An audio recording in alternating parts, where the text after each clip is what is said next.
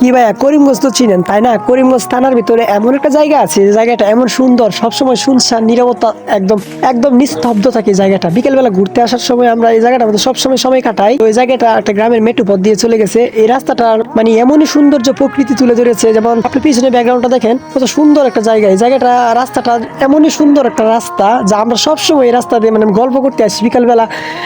মানে এই রাস্তার মধ্যে একদম মানুষ থাকে না বললেই চলে। আপনারা বাইক নিয়ে অনেক জায়গায় ঘুরতে যান, আমাদের এই গ্রামে আসবেন একদিন। যারা যারা আমার ভিডিওটা দেখেন, আমি তো জানি 50 থেকে 60 জন আমার ভিডিওটা দেখেন এবং আমার ভিডিওতে লাইক দেন। তবে এই জায়গাটা আমাদের একবার ঘুরতে আসবেন, আপনাদেরকে দাওয়াত রইল।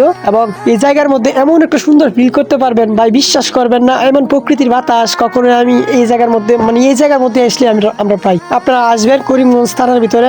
আমরা সবসময় গল্প করি এই জায়গায় বসে, বুঝছেন? আমরা মানে এমন এই জায়গাটা কিভাবে বলবো, জায়গাটা অনেক সুন্দর, বিউটিফুল একটা জায়গা। তো ধন্যবাদ সকলকে, ভালো থাকবেন।